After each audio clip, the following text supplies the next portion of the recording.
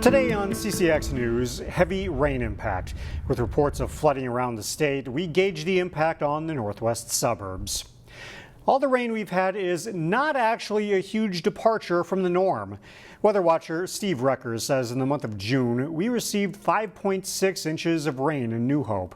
While that's close to average, he says the storms have been consistent and heavy, causing a record-setting flooding in many spots. Reporter Emily Haugen has more. The mighty Mississippi is extra mighty this June. Here in Champlin at the Mississippi River, city officials say there's so much debris coming down the river, it's tough for them to keep up.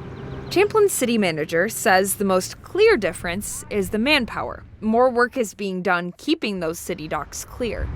The boat launch is also closed, thanks to flooding.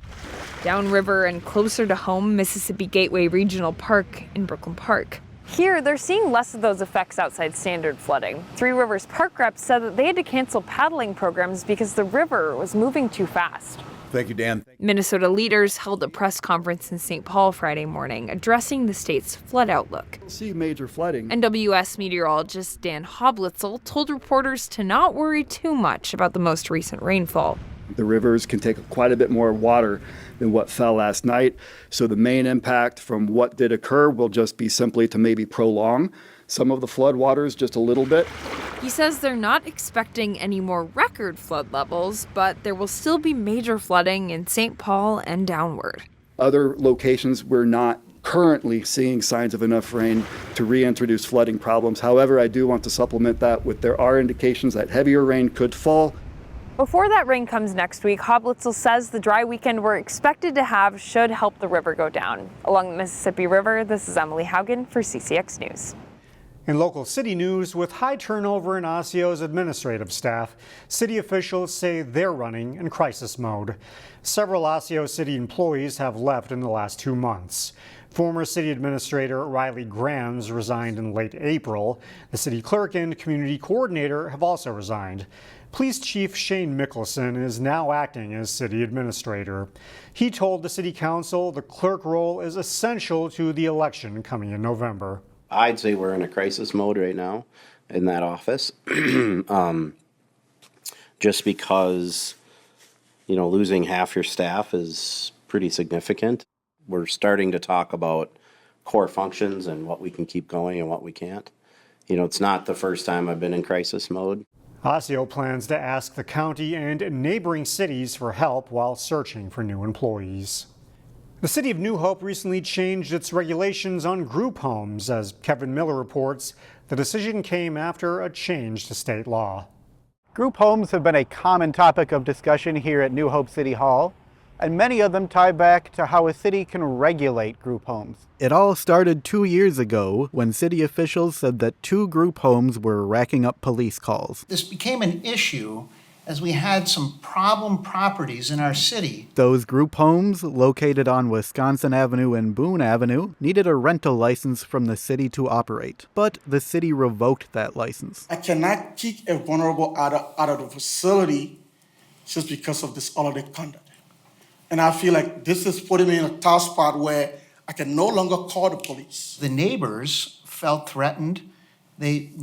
Numerous residents moved out of our city. The owners of the group home took the city of New Hope to state court claiming housing discrimination. A judge later dismissed that case. But changes were still coming in state law. This year, the legislature said cities cannot require a rental license for certain group homes. What that means is cities have less control over group homes, and it highlights the tension between everyone needing a safe place to live and the desire for local control. The city council needed to change its laws to align with the state, but it's a decision not everyone agreed with. So it's very likely then that given if the same events occurred again, that we'll just lose our residents. New Hope council member and Mayor Hopeful Jonathan London has been outspoken on the issue. They'll just move out of our city, and unsuspecting residents, as occurred, may move in and purchase the property and then just be amazed at what they're living next to. City officials told the council that most group homes don't cause issues. In New Hope, Kevin Miller, CCX News. The group homeowners also filed a federal court case late last year. They were requesting compensation, saying the city unjustly condemned their property. A judge dismissed that case early this week. The public can now weigh in on what's being called a major milestone reached for the Blue Line extension project. The Metropolitan Council and the Federal Transit Administration have released what's called the Supplemental Draft Environmental Impact Statement. It's a federally required document that states the potential social, economic, and environmental impacts of the light rail project planned between downtown Minneapolis and Brooklyn Park. 2 upcoming hearings will allow the public to provide comment. One of them is scheduled for July 23rd at the Brooklyn Park Library. Written comments will also be accepted. We'll have more details at ccxmedia.org. There is a new feature outside Brooklyn Park Police Headquarters, one that fosters a love of reading. The city's operations and maintenance staff recently installed a little free library. The initiative was funded by Brooklyn Park's Crime Prevention Association. Officials with the police department say the little free library serves as a beacon of kindness. The hope is that the resource can help local officers build stronger connections with the community, particularly for children who might have to accompany an adult to the police department.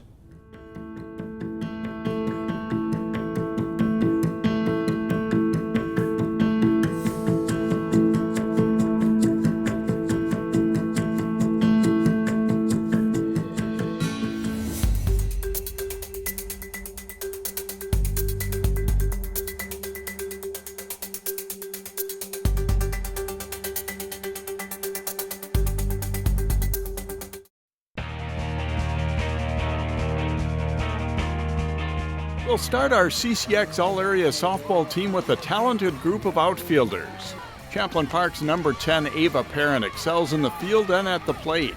A superb center fielder, Perrin hit .433 with 7 doubles, 3 homers, 13 RBIs, and 11 stolen bases. She was team offensive MVP for the 21-4 Rebels. Number 18 Alyssa Werns was a Coaches Association first-team All-State selection for Maple Grove.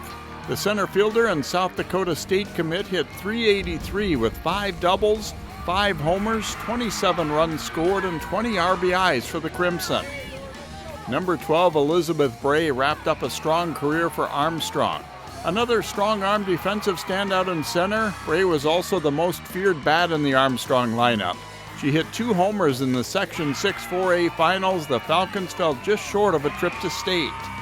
Number 7, Hannah Hewsome had a strong junior season for Section 5 4A runner-up Champlin Park.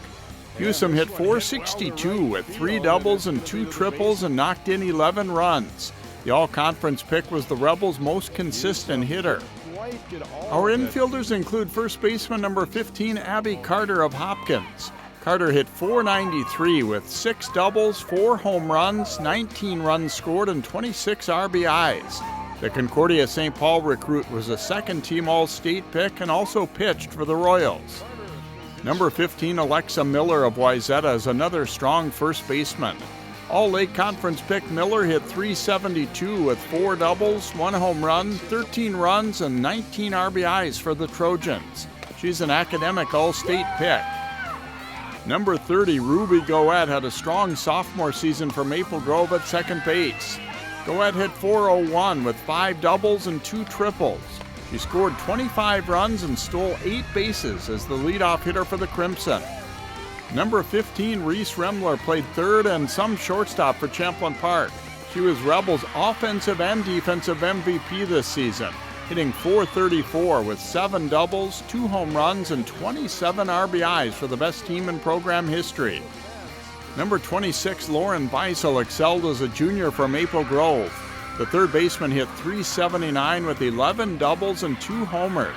Beisel scored 20 runs and drove in 22 while earning all-conference and all-section honors.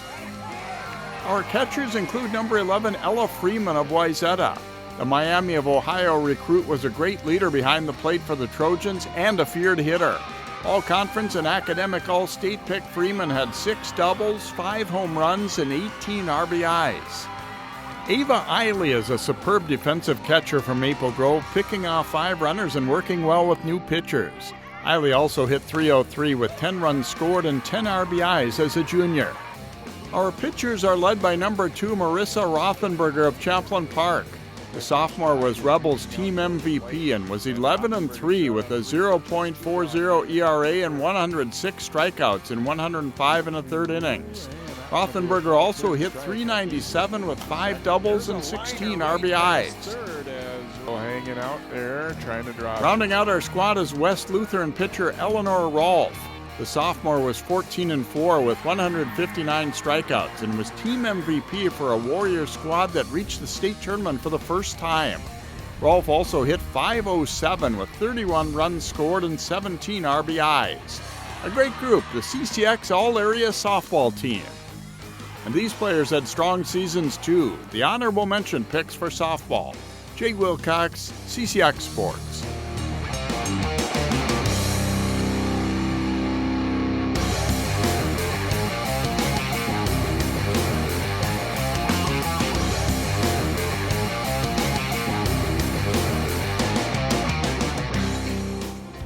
Find more prep sports games and highlights at ccxmedia.org and follow us on social media.